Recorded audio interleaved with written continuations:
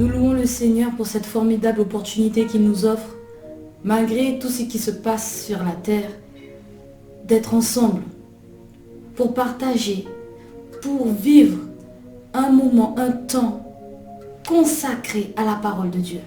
Et c'est vraiment puissant, peuple de Dieu.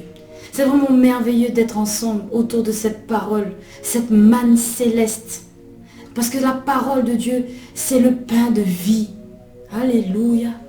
Alors nous allons nous nourrir de cette manne, nous allons nous nourrir de cette parole en ce soir. Alléluia, peuple de Dieu.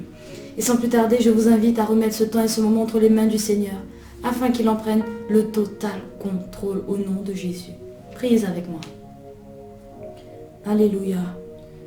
Puissant Père, c'est dans le nom puissant de Jésus que nous venons à toi en ce soir, afin, Seigneur, de te remettre ce temps et ce moment, que nous voulons te consacrer autour de ta parole, Seigneur, ta parole de vie, ta parole de puissance, Seigneur mon Dieu.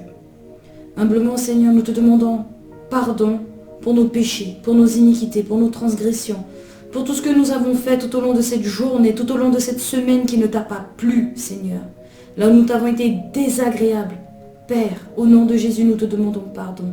Nous te demandons pardon pour toute forme de désobéissance, pour toute forme de rébellion, Seigneur. Et pitié de nous dans le nom puissant de Jésus. Puisse le sang de Jésus nous laver complètement et totalement de tous nos péchés.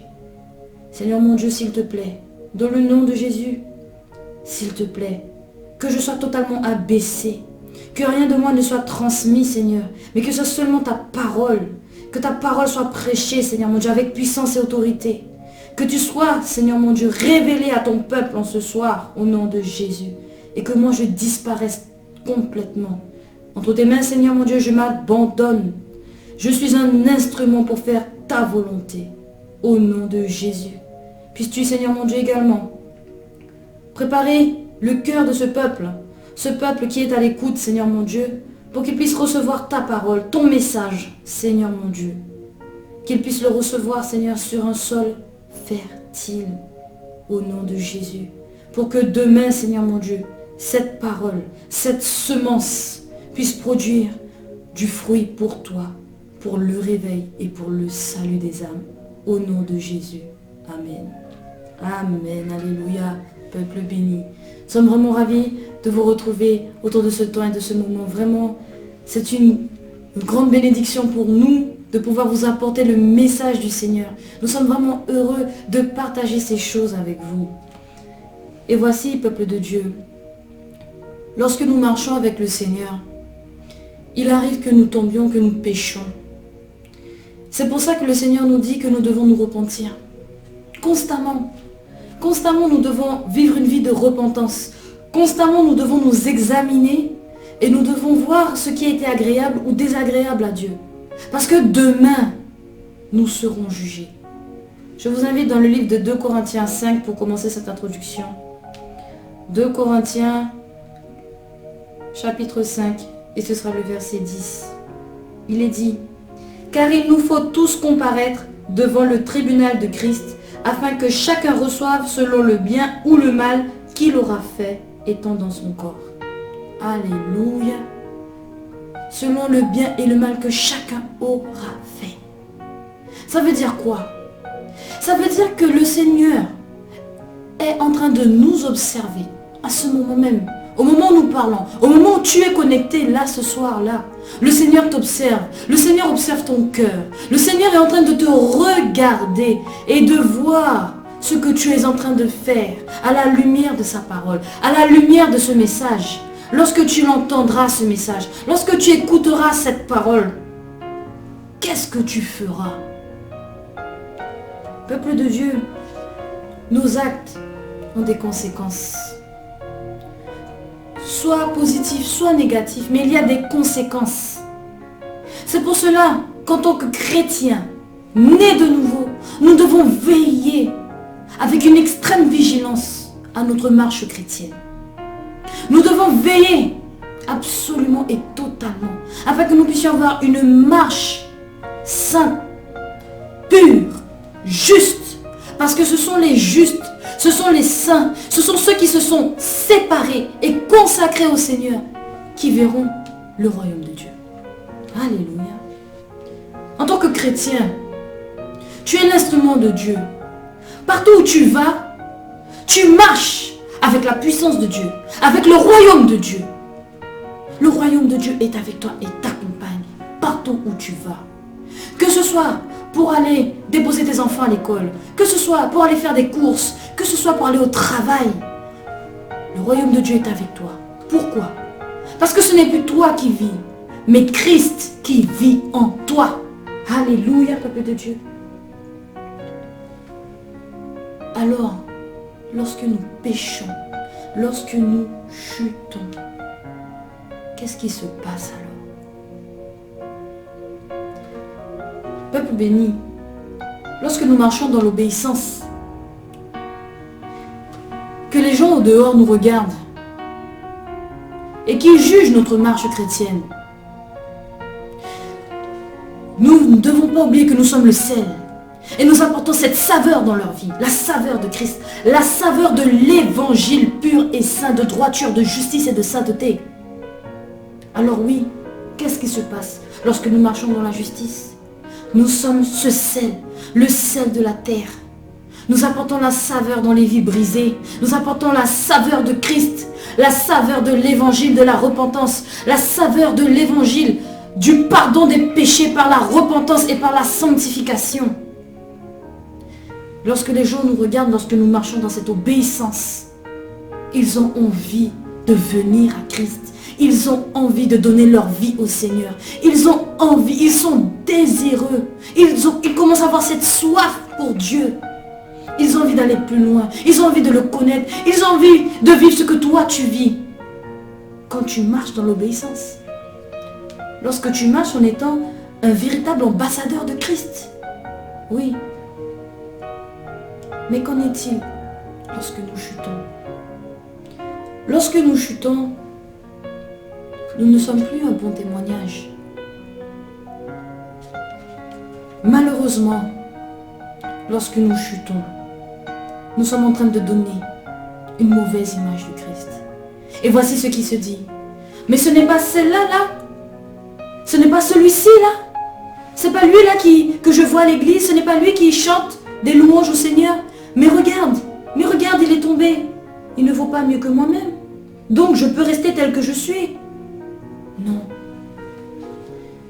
Nous devons veiller afin de toujours donner un bon témoignage. Afin d'être toujours un bon témoignage.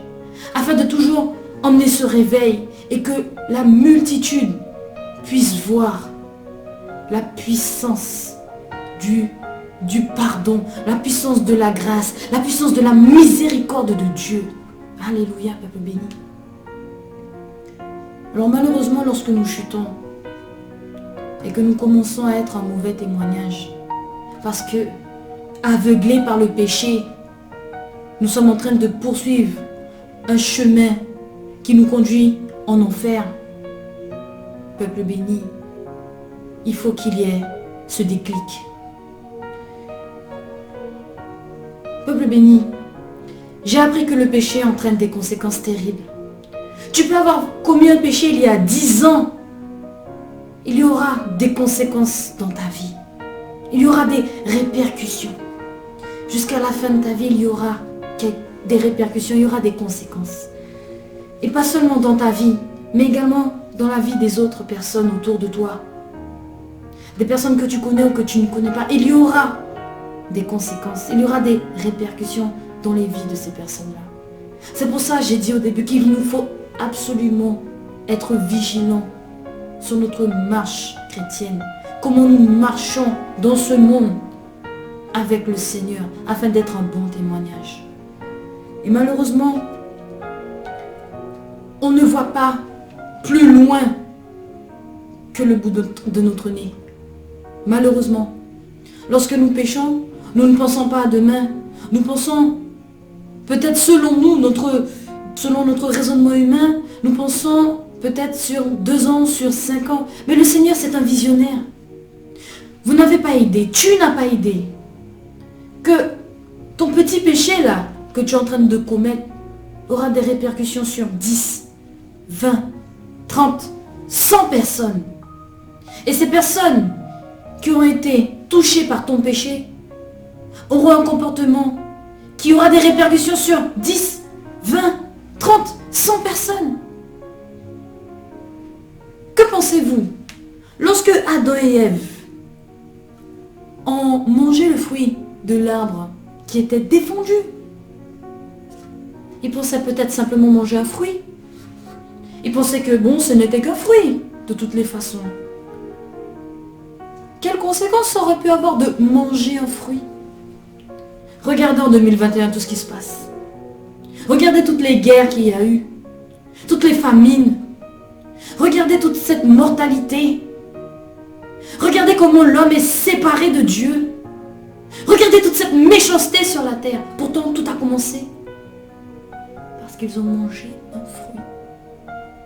Ils ont mangé un fruit. Nos actes ont des conséquences. Demain matin, lorsque Adam et Ève paraîtront devant le trône de Dieu, ils vont voir les conséquences de leurs actes.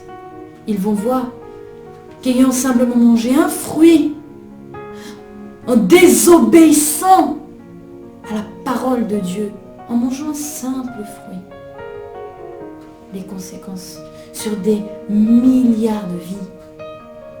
Eh oui, peuple béni. Nos actes ont des conséquences.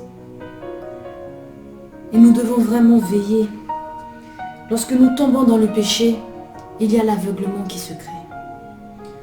Tout comme Adam et Ève, au lieu de venir à Dieu et de reconnaître qu'ils ont mangé de ce fruit, le Seigneur est venu. Nous allons aller dans le livre de Genèse. Allons-y. Allons dans le livre de Genèse, peuple de Dieu.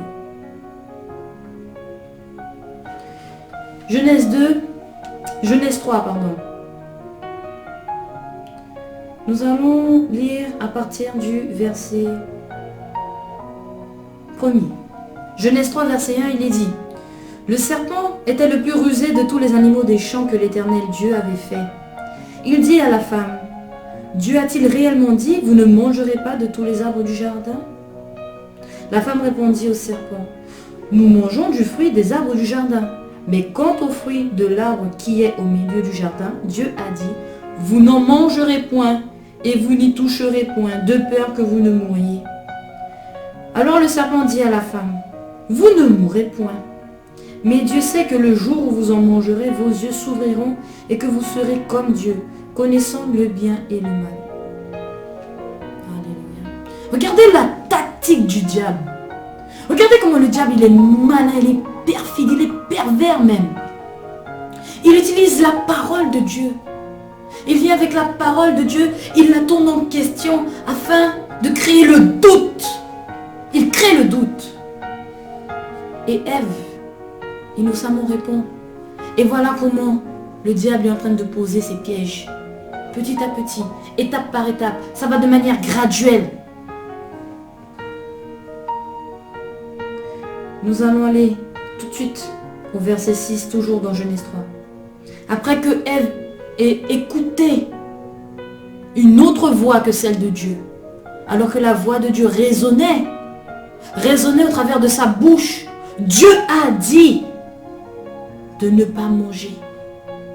Verset 6. La femme vit que l'arbre était bon à manger et agréable à la vue, et qu'il était précieux pour ouvrir l'intelligence. Elle prit de son fruit et en mangea. Elle en donna aussi à son mari qui était auprès d'elle, et il en mangea. Elle a écouté. Elle a mangé. Il a vu. Il a mangé. Ils sont tombés. Et là, ils ont pris conscience de l'erreur. Ils ont vu qu'ils étaient nus. Et lorsque le Seigneur, l'Éternel, est venu dans le jardin, s'écriant: Adam, Adam, où es-tu? Continuons, verset 9. Mais l'Éternel Dieu appela l'homme et lui dit: où es-tu? Il répondit: j'ai entendu ta voix dans le jardin et j'ai eu peur parce que je suis nu et je me suis caché. Et l'Éternel Dieu dit: qui t'a appris que tu es nu? Est-ce que tu as mangé de l'arbre dont je t'avais défendu de manger? Regardez encore la grâce de Dieu. Dieu qui est omniscient, omnipotent, omniprésent, il est partout, il voit tout, il ne sommeille point, il ne dort jamais, il est toujours là. Que tu sois en Afrique, que tu sois en Europe, que tu sois aux États-Unis, le Seigneur te voit, il est partout, auprès de chaque être humain sur cette terre. Et là il dit, où es-tu Adam? Je ne te vois pas, où es-tu? Et vous voyez, le Seigneur encore avec sa grâce, depuis dans le jardin d'Éden, la grâce a commencé. Il a donné une chance à Adam d'avouer son péché, sa désobéissance. Et qu'est-ce qu'il a répondu? Verset 12. L'homme répondit, la femme que tu as mise auprès de moi m'a donné de l'arbre et j'en ai mangé. Au lieu d'avouer, au lieu de se repentir, au lieu de dire simplement la vérité, dire la vérité de ce que tu as fait. Oui, j'ai fait telle chose, oui, j'ai péché, Seigneur, oui, j'ai fait ça. Est-ce que tu as mangé de cet arbre, Adam? Il aurait juste dit oui. Juste dit oui. Les choses se seraient passées autrement. Qu'est-ce qu'il a préféré dire? À cause du péché et de l'aveuglement du péché. La femme que tu as mise auprès de moi m'a donné de l'arbre et j'en ai mangé. Donc, Seigneur, c'est de ta faute. C'est toi qui as mis cette femme-là auprès de moi. Si tu ne l'avais pas mis, jamais j'aurais péché. Donc si j'ai péché, c'est de ta faute, Seigneur. Ah bon? Continuons, verset 13. L'Éternel Dieu dit à la femme, pourquoi as-tu fait cela? La femme répondit, le serpent m'a séduite et j'en ai mangé. Le serpent l'a séduite. Lorsque la séduction est venue, au lieu de fermer les oreilles, elle a écouté, elle a préféré écouter, elle a préféré continuer à échanger. Et elle est tombée. Elle a préféré écouter une autre voix que celle de son Dieu, de son Créateur, de son Père. Une voix étrangère. C'est à cause du serpent, hein? C'est à cause du serpent, là. C'est à cause de lui, là. C'est parce qu'il est venu parler. S'il n'avait pas parlé, ben je ne serais pas tombée. Non! Chacun d'entre nous, nous avons le pouvoir de décider. Tu as le pouvoir de décider si oui ou non tu pêches ou tu ne pêches pas. Et si malheureusement, parce que cela arrive, peuple béni, tu pêches involontairement, tu te repens. La Bible aussi dit, Seigneur, pardonne-nous nos péchés involontaires, nos péchés méconnus. Peuple béni, le Seigneur est bon et miséricordieux, mais nous ne devons pas abuser de sa grâce. Lorsque nous péchons, nous devons être capables d'assumer nos actes et leurs conséquences. Ce n'est pas en jetant la faute sur ton voisin, sur ton prochain, sur un animal, sur le diable, que tu vas t'en sortir et que tu rentreras dans le royaume de Dieu. Négatif. C'est pas possible. Le Seigneur attend devant lui des hommes et des femmes matures. Le Seigneur attend une église mature. Une église consciente du péché et de ses conséquences.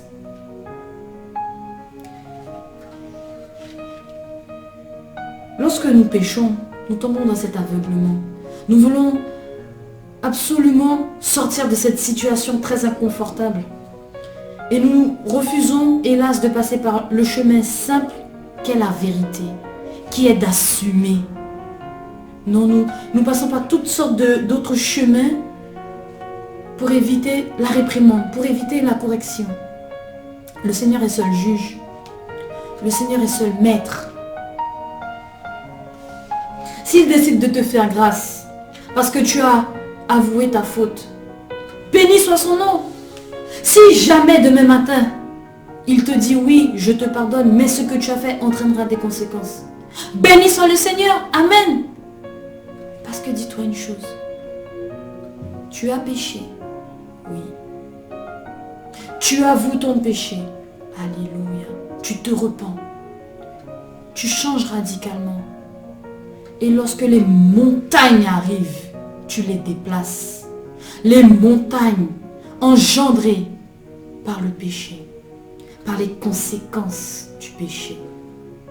Parce que oui, peuple de Dieu, toutes nos actions ont des conséquences, soit bien, soit mal.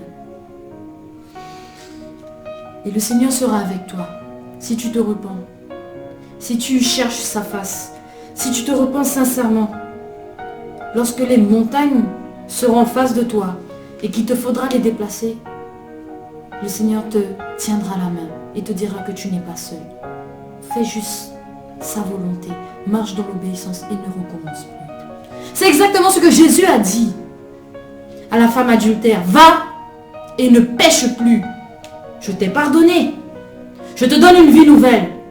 Ne prends pas cette vie nouvelle pour aller pécher de nouveau. Change.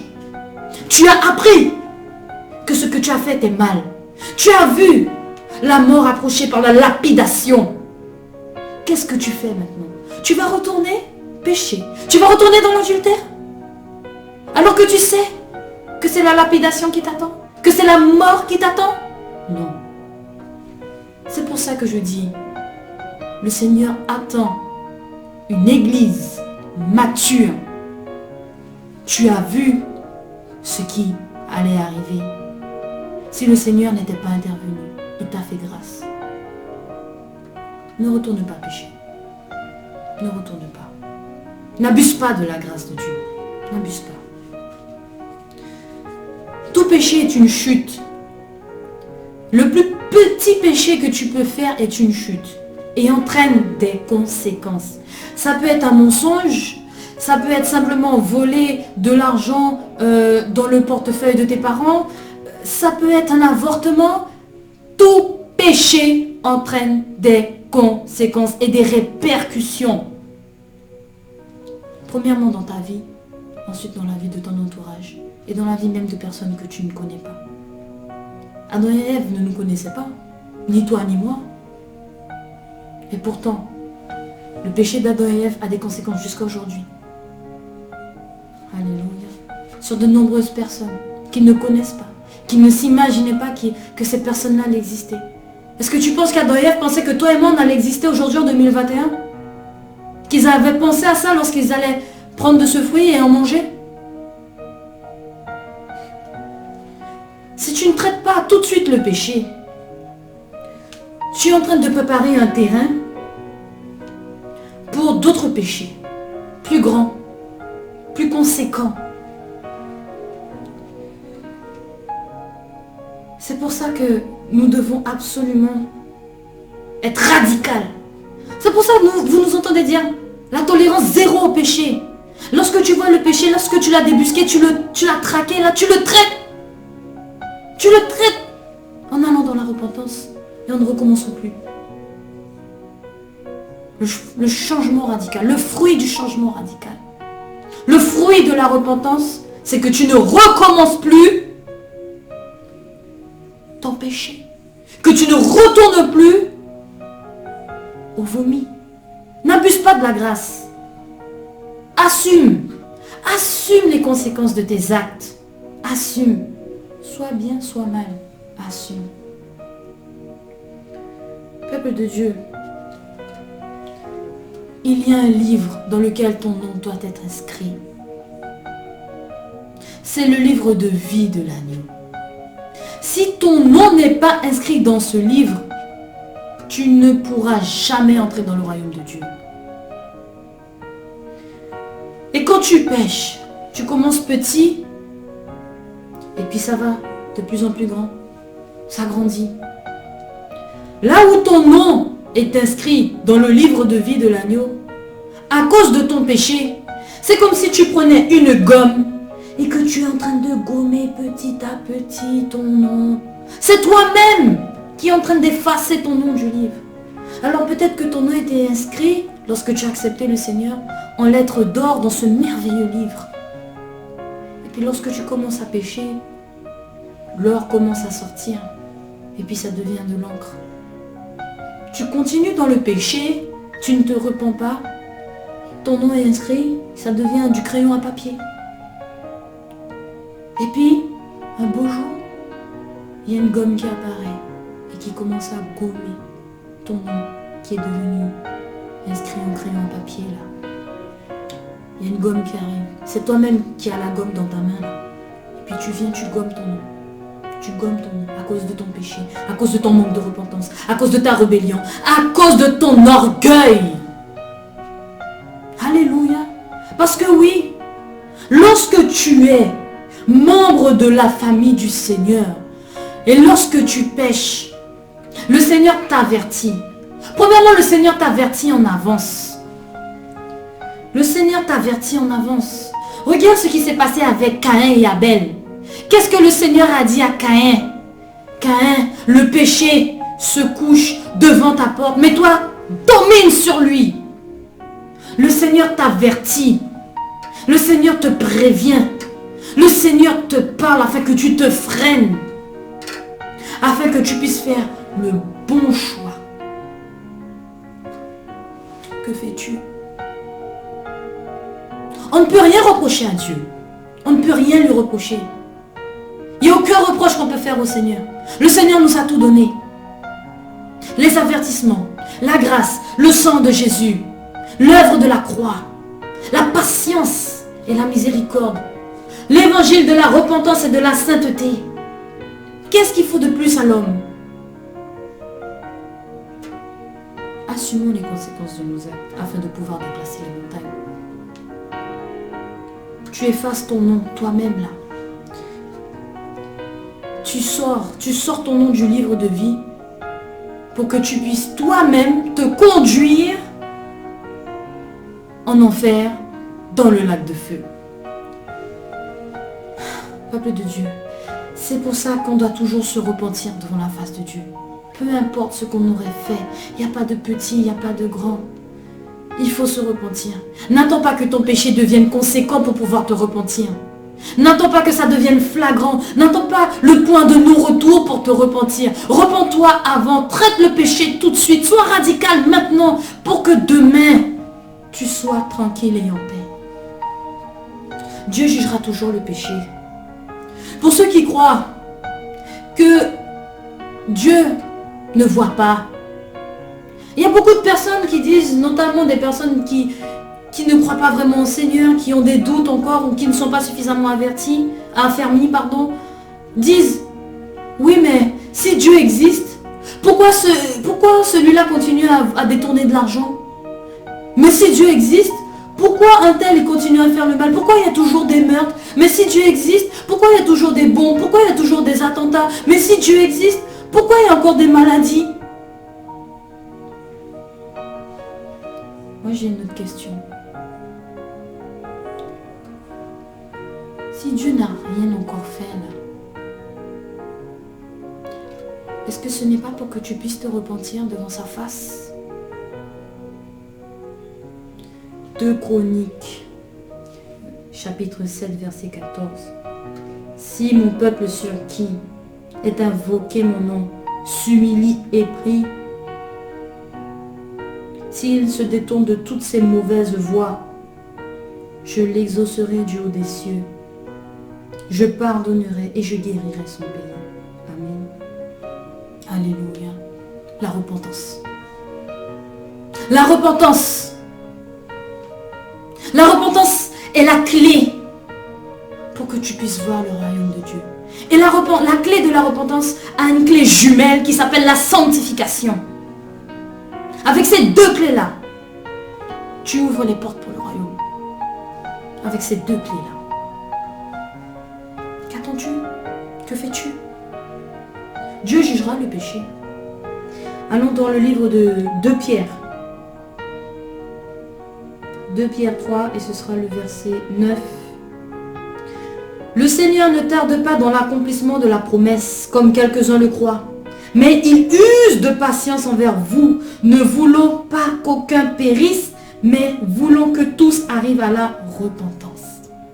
La repentance, la repentance, la repentance. Tu n'aimes pas ce mot? Il est présent partout dans la Bible. Sans la repentance, tu ne verras pas le Seigneur. Sans la repentance, tu ne rentreras pas dans le royaume de Dieu. Sans la repentance, c'est en enfer que tu te diriges. Peuple béni, le Seigneur ne tarde pas. S'il y a encore du mal, encore ce qui se passe là sur la terre, s'il y a autant de méchanceté, le Seigneur donne une chance à tous, parce qu'il ne veut pas que le méchant périsse, ni le bon. Il veut qu'aucun de nous périsse, aucun être humain. Même le voleur, même le meurtrier. Le Seigneur veut le sauver, le Seigneur l'aime, le Seigneur, Jésus-Christ est mort à la croix pour eux, pour nous tous. Que tu sois un citoyen qui paye ses factures, qui ne cause pas de problème, qui ne fasse pas de scandale. Ou que tu sois un meurtrier, un adultère, un débauché. Le Seigneur Jésus-Christ est mort pour tout le monde. Pour que tout le monde soit sauvé. Il est mort et il est ressuscité pour que tout le monde puisse ressusciter aussi. Pourquoi continuer à aller dans la mort alors que la vie est là? Pourquoi continuer à pécher alors que la grâce nous enseigne de ne pas abuser de la croix et du sang de Jésus? De ne pas fouler aux pieds le sang précieux de Jésus qui lave l'homme de toute sa souillure et de tout son péché. Allons dans le psaume 86.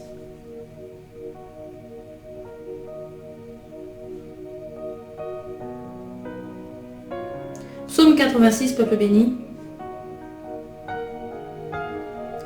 Verset 15. Mais toi, Seigneur, tu es un Dieu miséricordieux et compatissant, lent à la colère, riche en bonté et en fidélité. Lent à la colère. Mais dis-toi bien une chose, toi qui m'écoutes. Il est lent à la colère, le Seigneur, oui. Mais sa colère va se déverser sur la terre. Bientôt. Nul ne connaît ni le jour ni l'heure. Mais à partir du moment que le Seigneur Jésus-Christ reviendra prendre sa précieuse épouse, la colère de Dieu va se déverser sur la terre. Tu veux être présent à ce moment-là? Ce sera plus le moment de chercher la grâce de Dieu. Le temps de la grâce sera terminé. C'est maintenant que tu dois changer, pas après. Il n'y a pas de deuxième chance là. Après l'enlèvement de l'Église, tu ne pourras pas proclamer, invoquer, prier le sang de Jésus de venir te laver de tes péchés pour que tu puisses rentrer dans le royaume de Dieu. Ce sera terminé. Terminé.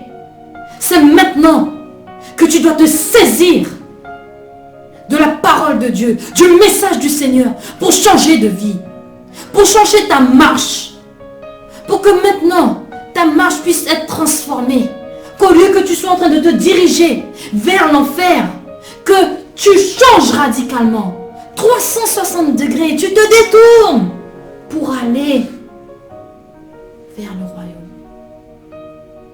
Alléluia. Le Seigneur est patient, patient et patient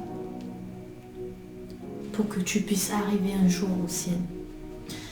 Et je dirais même plus, le Seigneur est en train de se battre avec les hommes pour sauver les hommes.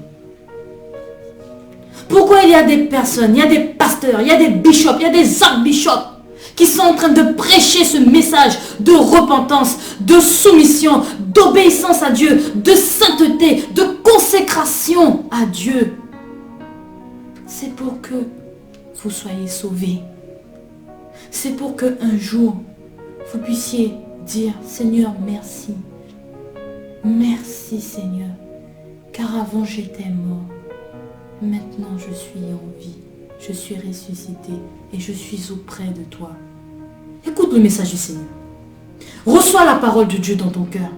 Change radicalement. Pourquoi continuer à aller vers la mort? Pourquoi? Pourquoi? Dieu est patient. Retournons dans 2 Pierre 3. 2 Pierre 3. 2 Pierre 3, verset 15. Croyez que la patience de notre Seigneur est votre salut. Comme notre bien-aimé frère Paul vous l'a aussi écrit selon la sagesse qui lui a été donnée. Croyez que la patience de notre Seigneur est votre salut. Ça veut dire quoi? Tu es tombé aujourd'hui. Mince. Tu es tombé aujourd'hui. Mais regarde, il y a un espoir là. Il y a un espoir là pour toi. La patience de Dieu. La patience de Dieu doit te donner l'espoir. L'espoir qu'il te reste encore peut-être un peu de temps pour te repentir et revenir au Seigneur. Croyez que la patience de notre Seigneur est votre salut. Écoute-moi, toi qui es là, toi qui entends ce message. Tu as péché, tu es tombé. C'est dommage, c'est grave. Parce que là, tu es en train de te diriger tout droit en enfer. Mais que se passe-t-il? Tu as pris conscience que tu es tombé. Amen. Qu'est-ce que tu fais? Est-ce que tu vas rester à t'apitoyer sur ton sort? Je suis tombé, c'est fini de moi. Ou au contraire, tu vas prendre 2 Pierre 3 verset 15. Croyez que la patience de notre Seigneur est votre salut. Tu vas prendre ce verset et tu vas te dire, le Seigneur pour le moment, il n'est pas encore revenu. Il est patient vis-à-vis de moi. Pour le moment, j'ai le temps là de me repentir, j'ai le temps de changer. Parce que Dieu est patient là. Sa patience est là. Sa grâce demeure encore pour un temps. Je ne vais pas abuser, non. Je vais me repentir. Je vais me battre pour être restauré et pour retourner auprès de mon Dieu, au pied de son trône. Bats-toi. C'est maintenant, à ce moment-là, que tu commenceras à déplacer les montagnes. Bats-toi. Bats-toi contre toi-même. Ne te bats pas contre Dieu. C'est pas à cause de Dieu si tu as péché. Ne te bats pas contre le diable. Parce que si tu ne lui avais pas ouvert la porte, il ne serait jamais entré et il n'aurait jamais saccagé la maison. Bats-toi. Une fois que tu as pris conscience de ton péché, traite-le immédiatement. Ne perds pas de temps. Ne remets pas à demain. Si tu dois te repentir là, tout de suite, là, maintenant, là, fais-le. N'attends pas. Nul ne connaît le jour ni l'heure. Le Seigneur Jésus peut venir à n'importe quel moment. Qu'attends-tu? Que fais-tu? C'est le moment de te repentir. Le Seigneur appelle toute cette génération à se repentir. Ne fais pas comme Samson. La parole de Dieu nous enseigne et nous donne des exemples. Quand nous regardons la vie de Samson, nous voyons la patience de Dieu et l'abus de la grâce. Nous allons aller dans le livre de Juges.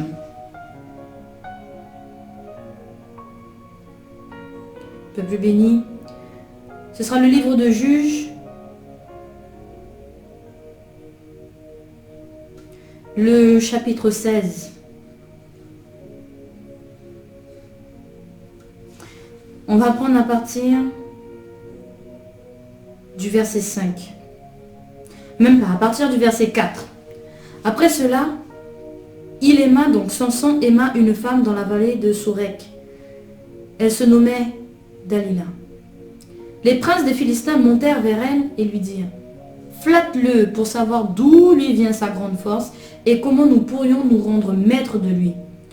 Nous le lirons pour le dompter et nous te donnerons chacun 1100 cycles d'argent. Dalila dit à Samson, dis-moi, je te prie, d'où vient ta grande force et avec quoi il faudrait te lier pour te dompter. Samson lui dit, si on me liait avec 7 cordes fraîches qui ne soient pas encore sèches, je deviendrai faible et je serai comme un autre homme. Verset 8. Les princes des Philistins apportèrent à Dalila 7 cordes fraîches qui n'étaient pas encore sèches, et elle le lia avec ces cordes. Or, des gens se tenaient en embuscade chez elle dans une chambre. Elle lui dit, les Philistins sont sur toi, Samson. Et il rompit les cordes, comme se rompt un cordon d'étoupe quand il sent le feu. Et l'on ne connut point d'où venait sa force. Dalila dit à Samson, voici tu t'es joué de moi, tu m'as dit des mensonges. Maintenant je te prie, indique-moi, avec quoi il faut te lier. Nous allons nous arrêter là et nous allons examiner la situation. Samson, juge du Seigneur, défenseur d'Israël, consacré à Dieu. Et qu'est-ce que nous voyons? Il s'est pris une femme qui n'est pas sa femme. Il n'est pas marié avec. Donc déjà là, Samson, il est dans le péché sexuel. Regardez encore la patience de Dieu. Il a bu de la grâce. Le Seigneur a fait jurer. Il a consacré Samson et il a dit, il a dit à ses parents qu'il ne fallait pas que ses cheveux soient coupés, qu'il ne devait pas toucher des personnes mortes, des choses mortes, des animaux morts, qu'il devait s'abstenir de tout ce qui est boisson enivrante. C'est ça les Nazaréens. Ils sont consacrés à Dieu. Et surtout, on ne doit pas couper leurs cheveux. Mais regardez ce qui se passe. Regardez. Une femme arrive du nom de Dalila. Il est séduit, il l'aime. Ce n'est pas sa femme, il est dans le péché sexuel. Le Seigneur lui a dit, tu ne diras pas ton secret. Mais regardez comment le péché sexuel, le péché est en train de conduire Samson petit à petit à sa perte. Je vous ai dit, ça commence petit, et puis ça grandit, et puis ça grossit, jusqu'à ce qu'on arrive au point de non-retour. Les princes des Philistins sont venus vers Dalila. Ils lui ont demandé de le séduire, de le flatter, parce qu'ils savent que Samson l'aime. L'aime. Et voilà Dalila qui pose toutes sortes de questions à Samson, et Samson qui lui répond par des mensonges, par des faussetés. Ce n'est pas vrai ce qu'il lui dit. Malgré les cordes fraîches, il a toujours sa force. Mais regardez comment le diable travaille lorsque tu es dans le péché. Regardez aussi comment l'aveuglement vous conduit vous-même à pécher. Parce que le diable, lui, tout ce qu'il va faire, c'est poser les pièges, et puis il va venir, il va parler, pour que tu sois aveugle. Tu es aveugle, et puis tu marches, tu ne vois pas les pièges. Samson ne s'est pas posé une question une seconde pour se demander, mais pourquoi Dalila insiste comme ça à me demander le secret de ma force? Non! Oh là là, peuple béni. Nous continuons toujours dans Juge. Toujours, et nous continuons au verset 12. Au verset 10, pardon. Délila dit à Samson, voici, tu t'es joué de moi. Tu m'as dit des mensonges. Maintenant, je te prie, indique-moi avec quoi il faut te lier. Il lui dit, si on me liait avec des cordes neuves, dont on ne se soit jamais servi, je deviendrais faible et je serais comme un autre homme. Délila prit des cordes neuves avec lesquelles elle le lia, puis elle lui dit, les Philistins sont sur toi, Samson. Or, des gens se tenaient en embuscade dans une chambre, et il rompit comme un fil les cordes qu'il avait au bras. Deuxième tentative. Et Samson ne s'est toujours pas posé la question, mais pourquoi? Pourquoi? Mais qu'est-ce qui se passe? Il y a un problème? À chaque fois que elle me pose la question, que je lui réponds quelque chose, ce que je lui ai dit, elle le met en pratique, elle le met en place, elle me lie avec les cordes, et puis soudainement il y a des Philistins qui arrivent, mais il y a un problème là. Attention, il y a un danger là. Non, pas une seconde, Samson se pose la question. Pas une seconde, Samson est dans la réflexion et dans l'examen de la situation. Il est aveuglé par le péché. Aveuglé par le péché. Nous devons faire attention à l'aveuglement, peuple béni. Nous devons faire attention. Verset 13. Délila dit à Samson, jusqu'à présent tu t'es joué de moi, tu m'as dit des mensonges. Déclare-moi avec quoi il faut te lier. Il lui dit, tu n'as qu'à tisser les 7 tresses de ma tête avec la chaîne du tissu. Et elle les fixa par la cheville, puis elle lui dit, les Philistins sont sur toi, Samson. Il se réveilla de son sommeil, il arracha la cheville du tissu et le tissu. Vous voyez comment ça va graduellement là? Au début, Samson lui disait, il faut me lier avec des cordes fraîches, il faut me lier avec des cordes. Et petit à petit, il commence à l'entraîner vers les cheveux.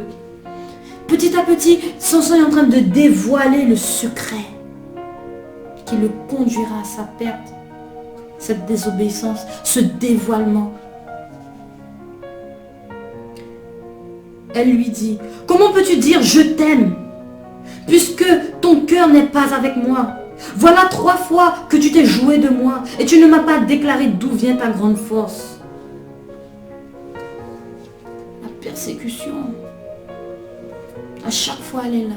Dis-moi, dis-moi le secret, dis-moi le secret, dis-moi le secret. Et toujours Samson, au lieu de se dire, mais il y a un problème là. Il continue dans le péché sexuel avec Dalila. Il continue à lui répondre des faussetés, des mensonges. Il continue au lieu de s'éloigner. C'est pour ça qu'on ne peut pas en vouloir à Dieu. C'est pour ça qu'on ne peut rien dire au Seigneur. Parce que le Seigneur nous avertit. Parce que le Seigneur nous donne le temps. Parce que le Seigneur nous donne sa grâce. Nous ne pouvons pas lui faire de reproches. Aucun reproche ne peut être fait au Seigneur. Tu ne peux pas dire, Samson ne peut pas dire demain, Seigneur, c'est parce que tu as créé Dalila que je suis tombée, que je lui ai dit le secret de ma force, qu'elle a coupé mes cheveux, que je me trouve dans cet état. Non! Jamais!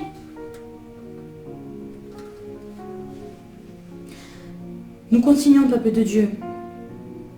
Verset 16. Comme elle était chaque jour à le tourmenter, à l'importuner par ses instances, son âme s'impatienta à la mort. Il lui ouvrit tout son cœur et lui dit, le rasoir n'a point passé sur ma tête parce que je suis consacré à Dieu dès le ventre de ma mère. Si j'étais rasé, ma force m'abandonnerait, je deviendrais faible et je serais comme tout autre homme.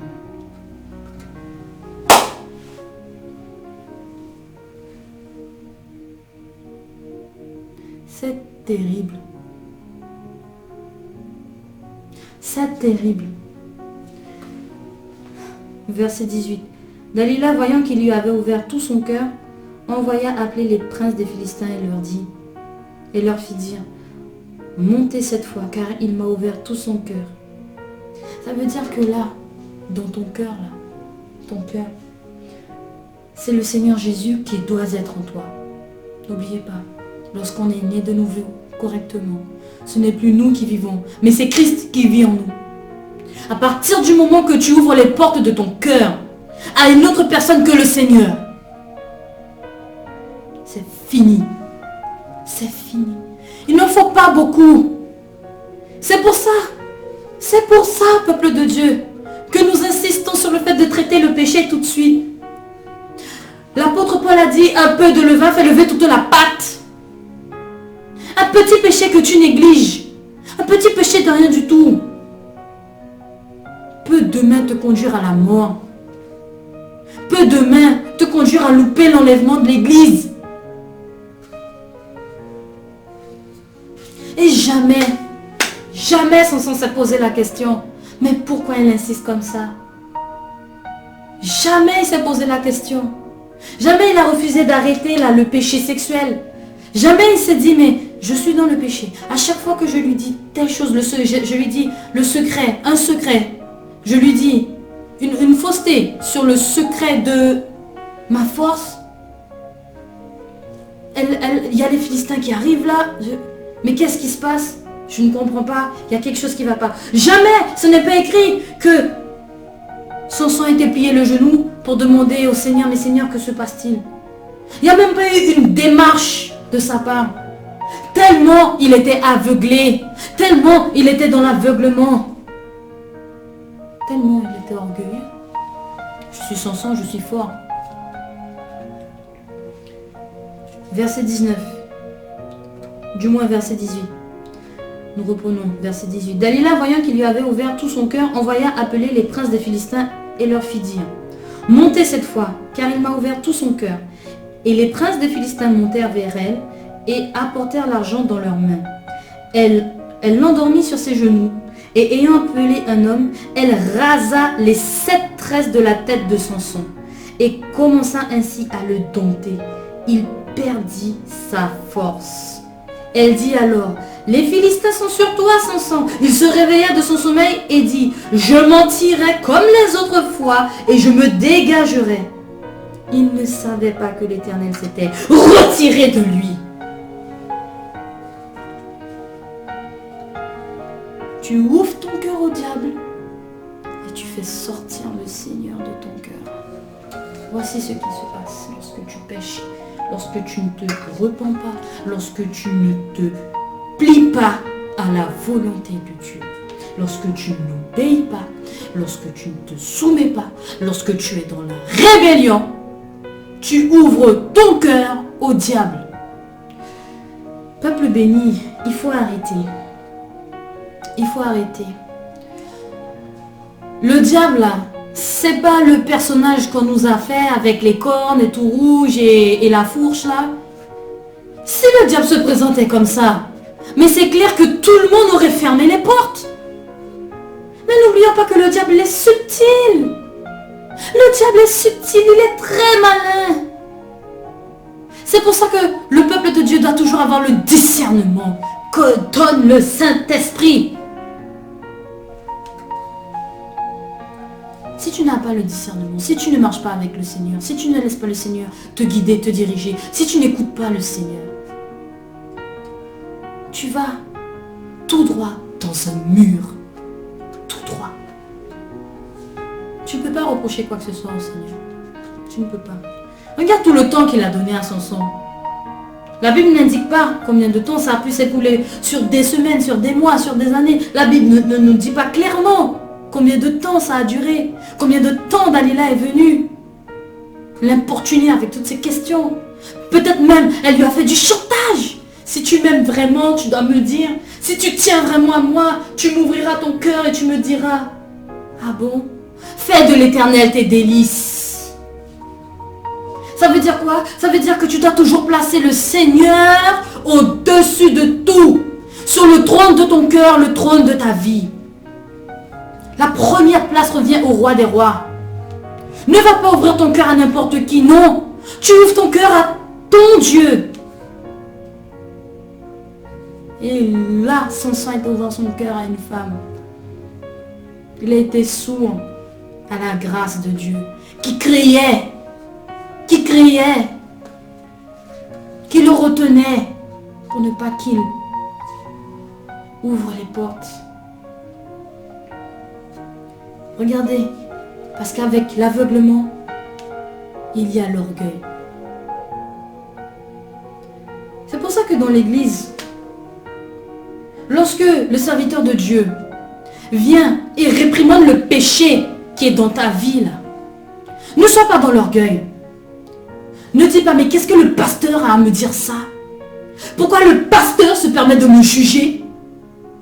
Pourquoi le pasteur est en train de me critiquer? Il est pécheur comme moi-même, c'est un homme comme moi-même. Hein? Ah. Le pasteur, il a l'onction de Dieu, il a l'autorité de Dieu pour réprimander le péché. Quand le serviteur de Dieu vient et te dit, écoute, ce que tu es en train de faire là, ce n'est pas bon. Il ne te juge pas toi, mais il est en train de juger, de dénoncer le péché. Il est en train de t'aider là, parce que tu es dans l'aveuglement. Tu es dans l'aveuglement, tu ne vois pas là le piège là qui est devant toi là. Tu ne vois pas que tu vas tomber là. Et le pasteur il est là, comme une sentinelle, il te dit attention, attention, tu vas tomber. Et toi, non seulement tu es aveuglé parce que tu as déjà commencé à te diriger sur le mauvais chemin, sur le chemin du piège là que le diable t'a tendu. Mais derrière ça, tu es dans l'orgueil. Tu es dans l'orgueil. Au lieu de te dire, mais pourquoi le pasteur il me dit ça? Et d'aller plier le genou pour demander au Seigneur des réponses. Pourquoi le pasteur se permet? Pourquoi le pasteur dit ça? De quel droit? Et puis de toutes les façons, tant que Dieu n'est pas venu me voir en personne, tant qu'il n'a pas touché mon cœur, je ne changerai pas. Tant que le Saint-Esprit ne me l'a pas révélé, moi, je dis que ce que le pasteur dit, c'est faux, c'est du mensonge. C'est parce que le pasteur est jaloux de moi. C'est parce que le pasteur ne m'aime pas. Si vous saviez tout l'amour que les serviteurs de Dieu ont pour vous, à quel point le Seigneur vous aime, qu'ils aimeraient que vous soyez sauvés, tous, qu'il a laissé son héritage, sa parole, qu'il a oint des serviteurs qui ont une terrible responsabilité pour paître ses brebis. Si vous saviez, si vous pouviez imaginer le fardeau qu'il y a sur les pasteurs, sur les bishops, sur les archbishops, si vous pouviez imaginer les souffrances et les douleurs du pasteur pour pouvoir secourir la brebis. Et la brebis qui vient, qui donne des coups de patte, qui donne des coups de tête, parce qu'elle ne voit pas que le pasteur, que le serviteur est en train de l'aider, que le serviteur veut l'aider, mais elle, dans son aveuglement et dans son orgueil, elle ne veut pas. Et demain matin, ce sont les reproches. Mais si vous avez vu que, pourquoi vous ne m'avez pas averti? Après ça, on va se permettre de reprocher des choses au Seigneur. Mais si Dieu savait que j'allais tomber, pourquoi il n'est pas intervenu? Arrête. Tu ne peux pas faire de reproches au Seigneur. Assume les conséquences de tes actes. Assume tes actes. Ce n'est pas en allant te cacher derrière des excuses que tu vas rentrer dans le royaume de Dieu. Ce n'est pas en allant te cacher derrière des prétextes que tu seras sauvé. Va dans la repentance. Va dans la repentance. Va dans la repentance. Je te le dis ce soir. Il faut arrêter. Il faut arrêter de charger le dos des autres comme ça. Il faut arrêter. Le Seigneur attend des hommes, des femmes matures. Il n'attend pas des bébés. Ce n'est pas des bébés qui vont paraître devant lui là. Ce n'est pas des bébés qui ne connaissent rien, qui ne savent pas. Non, le Seigneur a tout donné. C'est la rébellion là. La rébellion qui est dans la vie là. La rébellion qui est dans l'église. Cette rébellion là, elle doit sortir. C'est le temps de la discipline. Parce qu'un véritable disciple de Jésus est discipliné. Il se soumet, il est obéissant et il va dans la repentance lorsque ça ne va pas. Lorsqu'il voit qu'il a péché. Il plie le genou et il s'humilie.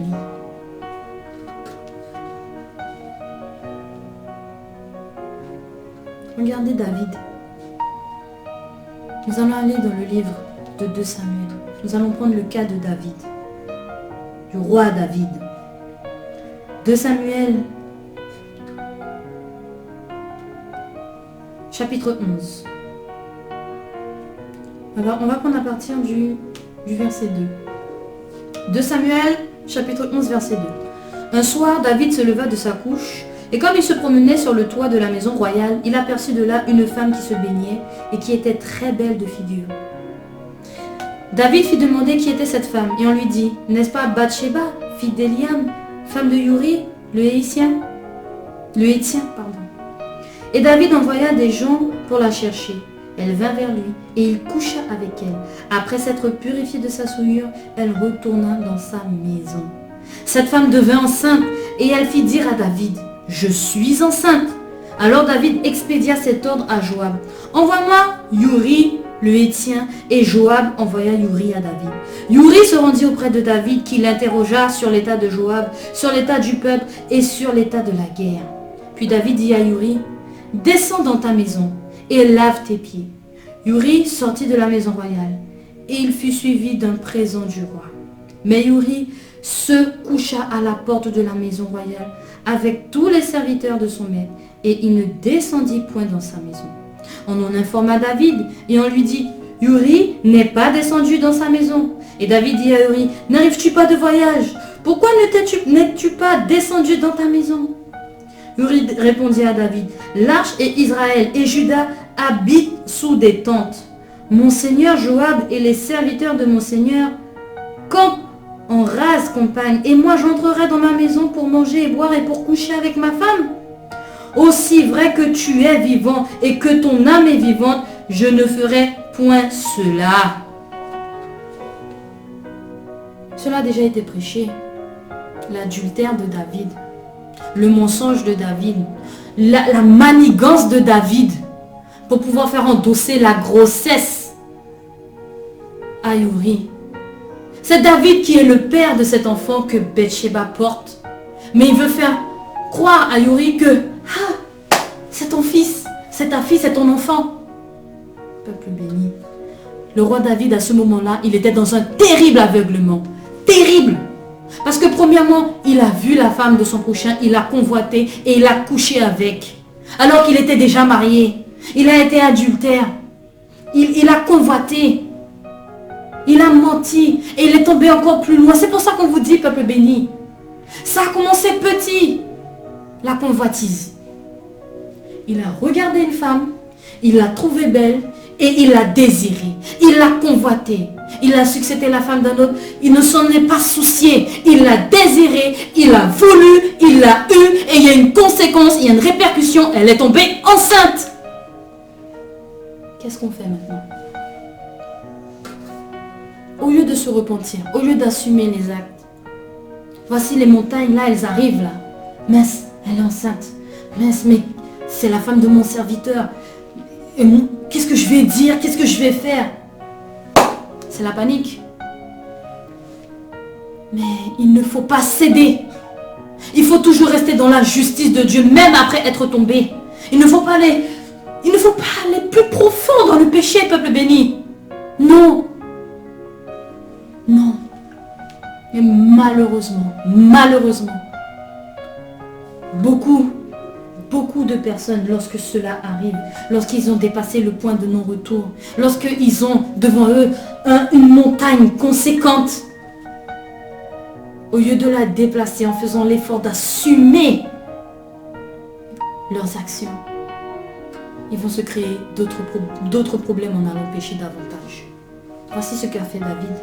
Il a voulu que Uri aille vers sa femme pour qu'il puisse coucher avec sa femme et que la femme lui dise « Ah, je suis enceinte ». Ça aurait été quoi si ça s'était passé ainsi? Un mensonge. Mais Uri intègre, indique non. Il y a la guerre là. Je ne peux pas aller me réjouir dans les bras de ma femme alors qu'il y a une guerre là qui se passe. Non, mon Seigneur. Il avait le sens du devoir. Il est resté aux portes de la maison royale. Il s'est couché là. Il n'a pas été vers sa femme. Et quand nous lisons plus bas, qu'est-ce qui se passe quand nous lisons la fin du chapitre? Qu'est-ce qui se passe? David fait envoyer Uri sur le champ de guerre, le champ de bataille. Il a donné un ordre à Joab. Il lui a dit, vous allez l'abandonner, vous allez l'entourer, hein? Vous allez y aller tous ensemble.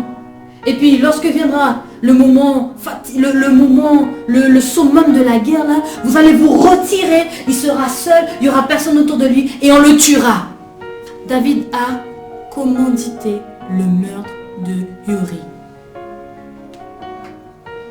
Au lieu d'assumer, il a été créé une situation encore plus grave pour sa vie, pour son salut. Et malheureusement, c'est ce que beaucoup font au lieu de retourner vers l'Éternel dans la repentance. Retourne vers le Seigneur. Ne continue pas.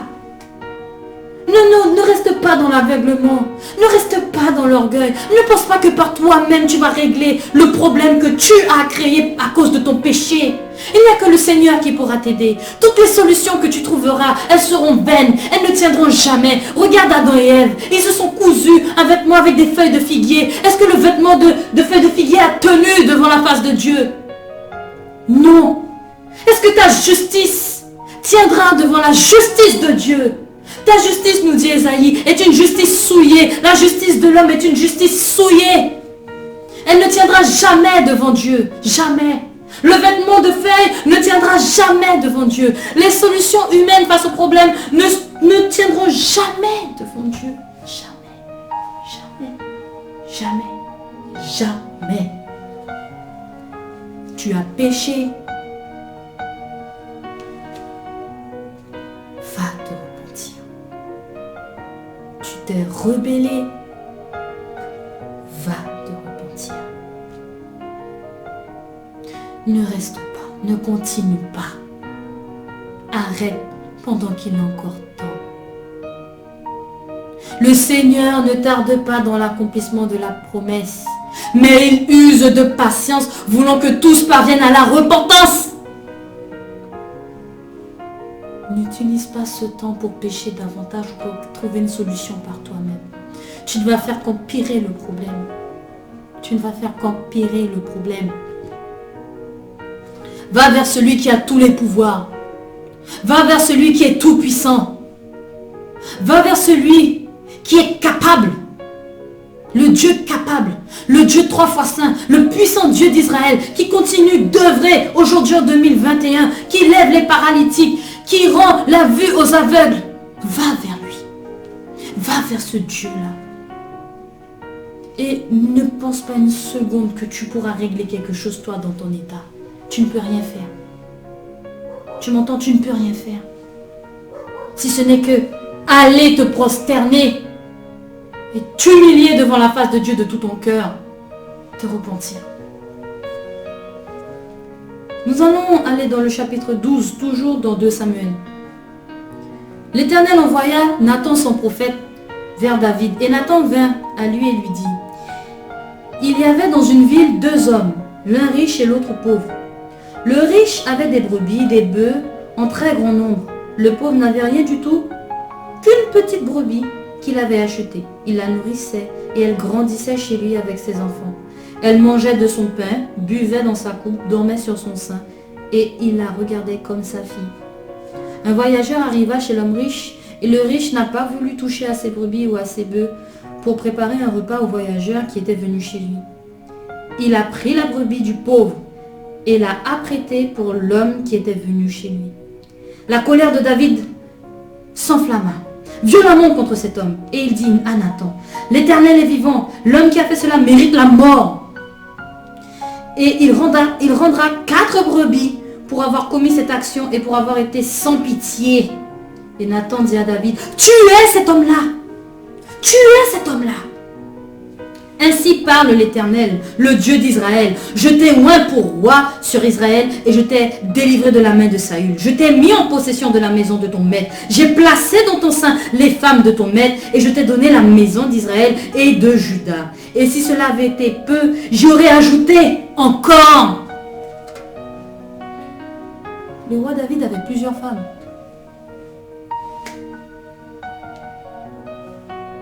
Pourquoi il a été prendre la femme d'une autre? Pourquoi? Il avait la puissance, il avait la gloire. Le roi David était proche de Dieu. David était l'homme selon le cœur de Dieu.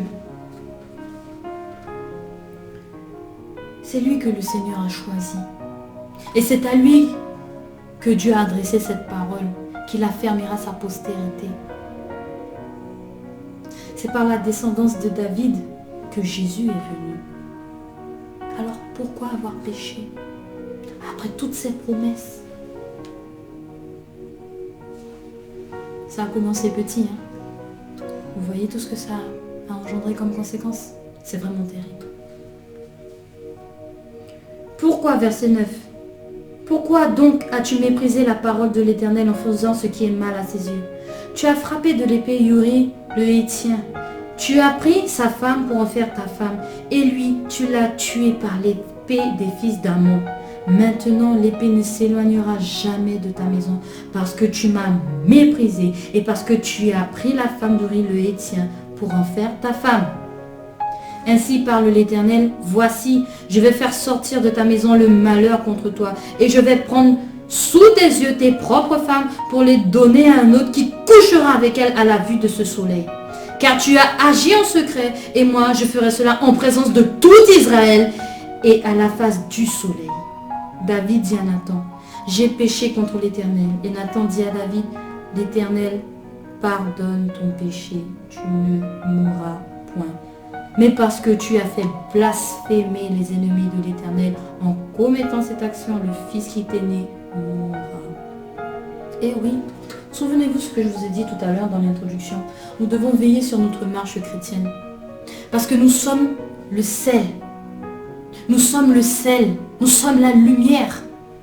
Jésus-Christ vit en nous. Nous devons transmettre la lumière. Nous devons redonner goût à ceux qui sont au dehors, qui ne sont pas encore entrés dans la bergerie du bon berger qu'est Jésus. Par notre comportement, par notre attitude, par notre marche chrétienne, nous donnons le goût de Jésus-Christ à ceux qui sont dehors là. À ceux qui sont dans les ténèbres, nous apportons la lumière. Alors lorsque tu pêches, tu fais blasphémer les ennemis de l'Éternel. En d'autres termes, tu es un mauvais témoignage et ceux qui sont dehors ne s'approchent pas de Dieu, mais au contraire le blasphèment et le méprisent. En disant, ah bon, c'est comme ça qu'il est lui, c'est comme ça qu'elle est elle. Ah ouais, soi-disant il va à l'église, je ne sais pas quel Dieu il prie, mais ah ouais. Voilà ce qui se passe, peuple béni. Voici ce qui se passe. Le nom de l'Éternel est traîné dans la boue. L'église de Christ qui est censée rayonner, qui est censée paraître devant le trône de Dieu, elle est dans la souillure. La maison de l'Éternel est saccagée. À cause de quoi? Du péché, de l'aveuglement et de l'orgueil. Péché, aveuglement, orgueil. Il faut sortir de l'aveuglement. Il faut briser l'orgueil. Il faut se détourner du péché, de tout péché. Afin que la maison de l'Éternel, la maison du Dieu d'Israël, la maison du Créateur soit restaurée. Qu'il y ait de l'ordre maintenant dans la maison du Seigneur.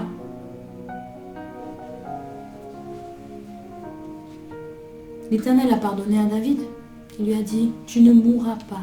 Mais par contre, le fils que tu as eu, il mourra. Que s'est-il passé? Et Nathan s'en alla dans sa maison, verset 15. L'Éternel frappa l'enfant que la femme d'Uri avait enfanté à David, et il fut dangereusement malade. David pria Dieu pour l'enfant et jeûna. Et quand il rentra, il passa la nuit couché par terre. Les anciens de sa maison insistèrent auprès de lui pour le faire lever de terre, mais il ne voulut point et il ne mangea rien avec eux. Le 7e jour, l'enfant mourut. Les serviteurs de David craignaient de lui annoncer que l'enfant était mort, car ils disaient, « Voici, lorsque l'enfant vivait encore, nous lui avons parlé et il ne nous a pas écoutés. Comment oserons-nous lui dire, l'enfant est mort? Il s'affligera bien davantage. » David aperçut que ses serviteurs parlaient tout bas entre eux, et il comprit que l'enfant était mort. Alors, il dit à ses serviteurs, « L'enfant est-il mort ?» Ils répondirent, « Il est mort. » Alors David se leva de terre, il se lava, soignit et changea de vêtements. Puis il alla dans la maison de l'Éternel et se prosterna. De retour chez lui, il demanda qu'on lui serve à manger et il mangea. Ses serviteurs lui dirent, « Que signifies-tu? Que signifie ce que tu fais, pardon? Tandis que l'enfant vivait, tu jeûnais et tu pleurais. Et maintenant que l'enfant est mort, tu te lèves et tu manges. » Il répondit, « Lorsque l'enfant vivait encore, je jeûnais et je pleurais, car je disais, qui sait si l'Éternel n'aura pas pitié de moi, et si l'enfant ne vivra pas? Maintenant qu'il est mort, pourquoi jeûnerai-je? Puis-je le faire revenir? J'irai vers lui, mais il ne reviendra pas vers moi. » Peuple précieux. Beaucoup pensent que lorsque David a jeûné, qu'il jeûnait pour que l'Éternel ait pitié de l'enfant et que l'Éternel le guérisse. Mais prêtons attention. Il est dit au verset 22, lorsque David répondit à ses serviteurs, « Qui sait si l'Éternel n'aura pas pitié de moi ?» Pourquoi? Pourquoi avoir pitié de moi et pas de l'enfant? Il faut se poser la question. C'est un détail qu'il ne faut pas négliger. Pourquoi? Quand nous regardons plus haut, le prophète Nathan a dit à David, « L'Éternel te pardonne, tu ne mourras pas. » Alors pourquoi David a été jeûné et pourquoi il a dit à ses serviteurs, « Qui sait si l'Éternel n'aurait pas pitié de moi ?» Vous savez pourquoi?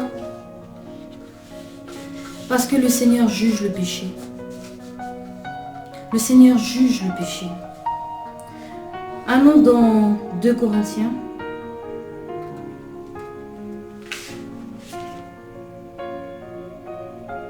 2 Corinthiens, peuple béni. Car il nous faut tous comparaître devant le tribunal de Christ, afin que chacun reçoive selon le bien ou le mal qu'il aura fait étant dans son corps. Tout péché sera examiné, jugé et condamné. David, il a été humilié devant Dieu. Parce que peut-être que l'Éternel l'avait pardonné. Mais si David n'avait pas agi par rapport à cette miséricorde, à cette grâce qui lui a été faite, si David avait demeuré dans l'orgueil, était demeuré dans l'orgueil en disant, bon ben, le prophète Nathan a dit que l'Éternel me pardonne et qu'il ne me fera pas mourir, par contre l'enfant va mourir. Ok, d'accord, eh ben, Bathsheba, bon l'enfant va mourir, c'est pas grave, hein. T'inquiète pas. L'important c'est que moi, je sois toujours en vie, j'ai toujours le royaume d'Israël en ma possession. Mangeons, buvons, le Seigneur ne juge pas le péché. Ah bon? Ça c'est le mépris. C'est le mépris de la grâce. C'est l'aveuglement. C'est l'apostasie. Il est terrible, la Bible dit. Il est terrible. Nous allons aller dans le livre d'Hébreux. Vous allez comprendre. Hébreux 10.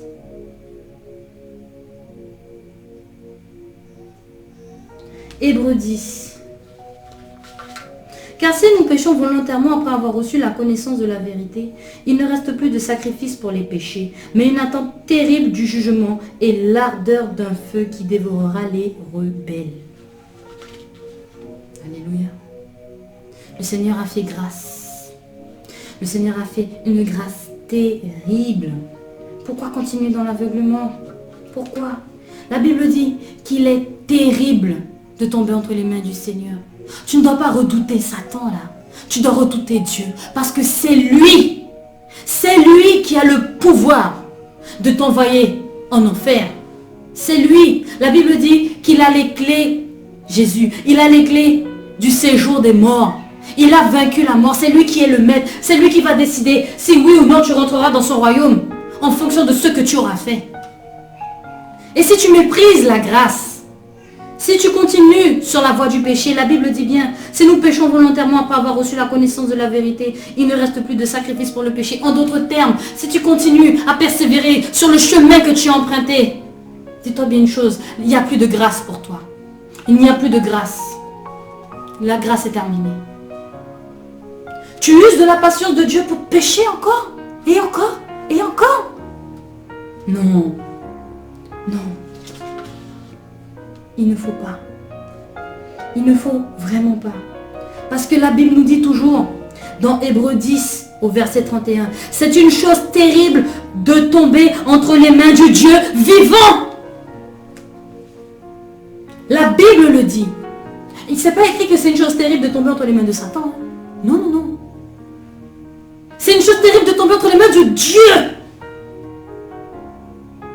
Pourquoi continuer dans le péché? Pourquoi continuer dans la rébellion et dans la désobéissance? Pourquoi?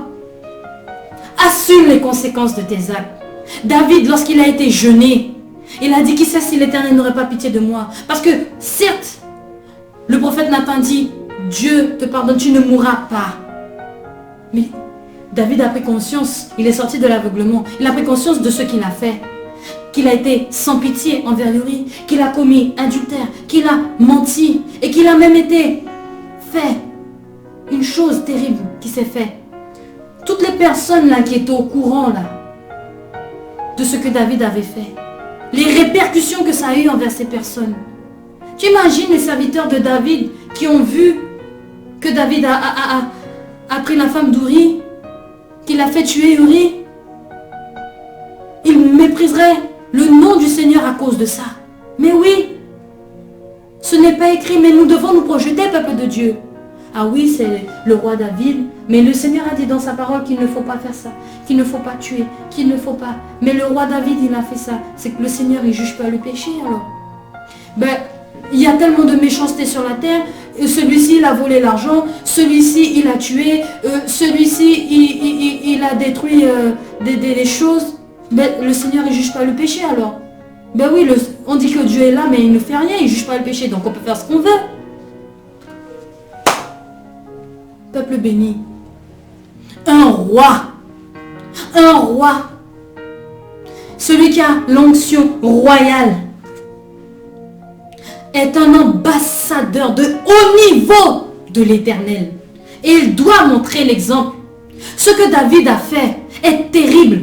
Parce que non seulement il l'a fait et ça a engendré des conséquences dans sa vie, des conséquences dans la vie de Bathsheba, des conséquences dans la vie de cet enfant qui est mort et qui n'a rien demandé, mais en plus toutes les personnes qui étaient autour là et qui sont au courant de l'affaire, dans leur cœur, qu'est-ce que ça a produit?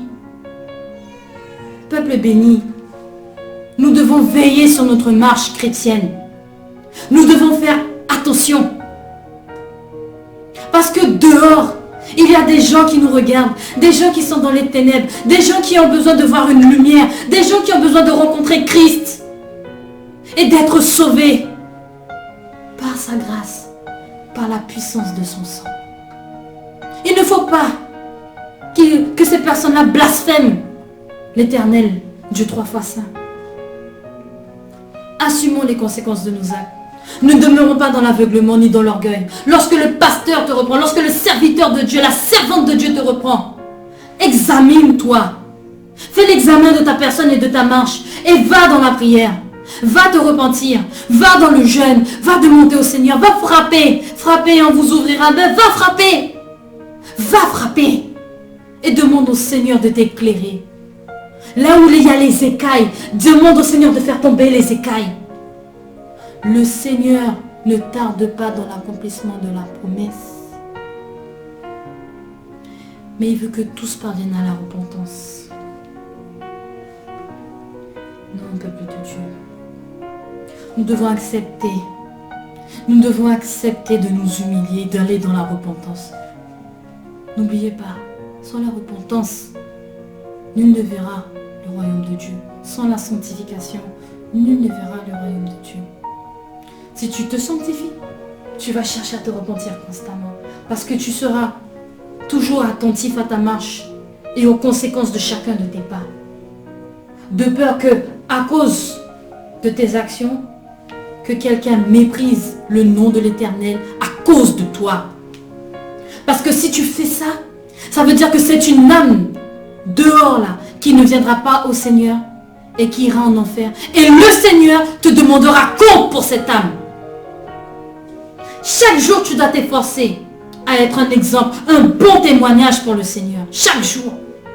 Que tu sois un enfant, que tu sois un ado, que tu sois un adulte, que tu sois un vieillard, chaque jour, tu dois faire en sorte d'être un bon témoignage.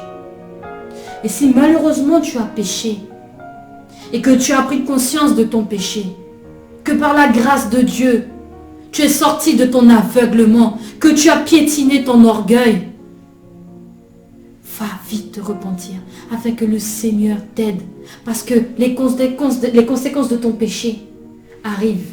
Les montagnes, elles arrivent devant toi. Il va falloir les déplacer.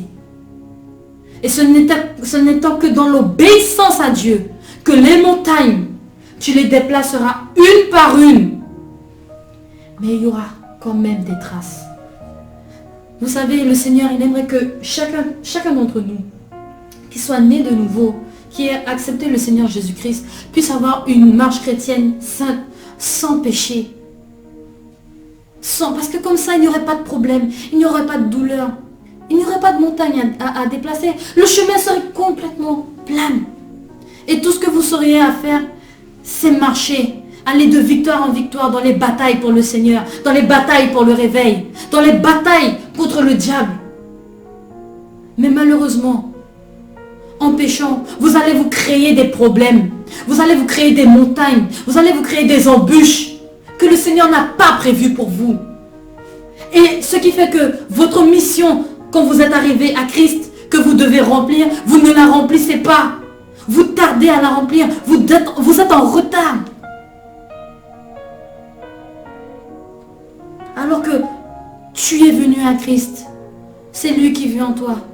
Tu es maintenant lumière et sel de la terre. Ta mission est d'apporter cette lumière à ton voisin, à ton prochain, à ton collègue. Pas forcément en allant lui parler de la parole de Dieu comme ça, mais simplement déjà par ta marche chrétienne. Afin que lorsqu'il te regarde, il voit la différence. Ah oui, là, lui, là, elle est tout le temps en train de boire devant le chinois, là.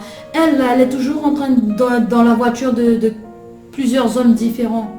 Tandis que, ah mais regarde lui, là, lui, il a accepté le Seigneur, là. Lui, il suit Jésus, là. Regarde, lui, il ne prend pas part à ces choses devant les commerçants, là, non. Il n'est pas en train de s'enivrer dans les bars, là.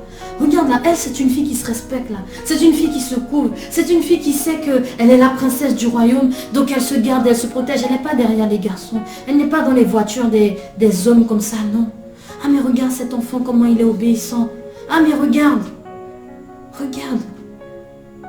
Moi aussi, j'aimerais être comme ça. C'est parce qu'ils ont accepté le Seigneur Jésus. Lorsque tu acceptes Jésus, alors c'est comme ça que tu es. Tu deviens une personne respectable. Tu deviens une personne qui est tempérante. Tu es transformé. Mais regarde là, mais c'est pas lui là qui était tout le temps en boîte de nuit. Mais regarde là, il est en train de prêcher la parole là. Regarde sa vie là, il est dans la droiture. Mais c'est pas lui là qui volait l'argent de la caisse. C'est pas lui là qui volait l'argent là. Mais regarde là, il a assumé les conséquences. Il a été dire qu'il a volé, il est en train de rembourser. Waouh, c'est impressionnant. C'est comme ça alors lorsque tu viens au Seigneur. Waouh, je veux ça aussi. Je veux venir au Seigneur. Mais regarde lui, c'est un meurtrier là. Il a égorgé telle personne. Mais il a accepté le Seigneur. C'est une autre personne. Regarde là, lui là, c'est un dealer de drogue.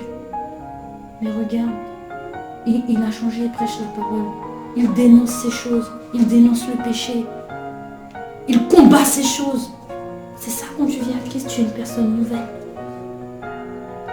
Quand vous regardez ces personnes qui sont transformées par Christ après avoir accepté le Seigneur Jésus comme Seigneur et Sauveur, regardez comment leurs actes et leur comportement ont une puissance pour évangéliser la grâce, la croix et le sang de Jésus.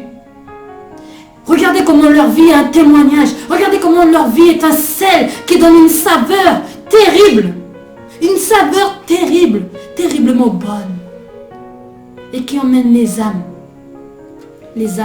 qui sont encore dans les ténèbres, à reconsidérer leur voie et à se dire, mais c'est encore possible pour moi. C'est encore possible pour moi. Et ça les pousse à venir à Christ et à venir auprès de ces personnes dont la vie a été transformée par la grâce de Dieu. Ces personnes qui marchent dans l'obéissance, ces personnes qui sont un bon témoignage, ces personnes qui, lorsque le vent de la tempête souffle, ne pêchent pas mais tiennent bon. Fallait voir, mais bonjour, comment vous faites? C'est comment vous marchez avec le Seigneur. Je veux marcher avec le Seigneur comme vous marchez. Voici ce qui devrait se passer aujourd'hui avec l'Église. Voici ce qui devrait se passer maintenant avec le peuple de Dieu. Ce n'est pas l'évangile de prospérité, ce n'est pas comment investir pour être un multimilliardaire avec le Seigneur. Non, c'est pas ça. Ce n'est pas, comment obtenir le Saint-Esprit pour marcher avec autorité et acquérir ce qui m'est dû, acquérir les biens matériels, acquérir les richesses de ce monde, acquérir une belle voiture, acquérir une belle maison. Ce n'est pas ce qui intéresse le Seigneur et ce n'est pas ce qui intéresse les âmes au dehors. Ce n'est pas le souci des âmes qui ont faim et qui ont soif de Dieu.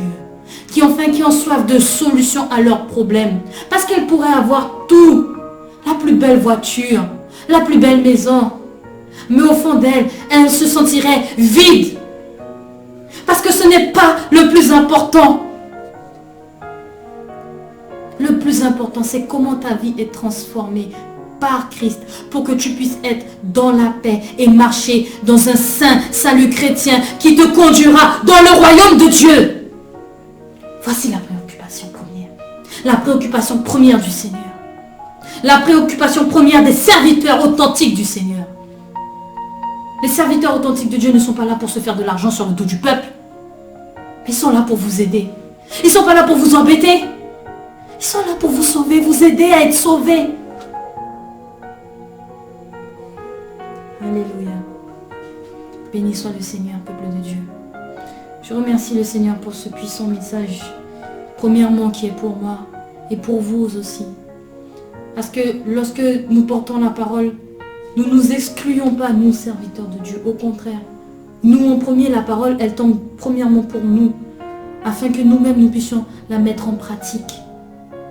si vous avez entendu cette parole, si cette parole a résonné dans votre cœur, si elle a éveillé en vous une soif de connaître le Seigneur, un désir d'aller plus loin avec Dieu, de connaître quelque chose de nouveau, s'il vous plaît, si vous le voulez, si vous voulez accepter le Seigneur Jésus-Christ comme Seigneur et Sauveur maintenant, répétez cette prière et dites: puissant Seigneur Jésus, je me repens de tous mes péchés et te demande de me laver avec le puissant sang de Jésus.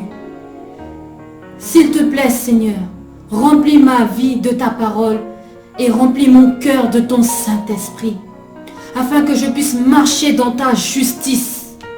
Car j'ai appris que le péché a des conséquences et que sans la repentance et la sanctification, je ne rentrerai pas dans ton glorieux royaume.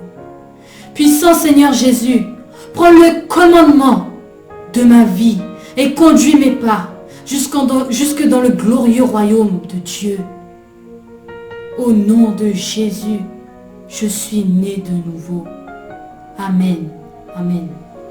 Si tu as dit cette prière, sois béni et commence à lire le livre de Jean chapitre 1 pour découvrir qui est Jésus et qu'est-ce que Dieu veut pour toi.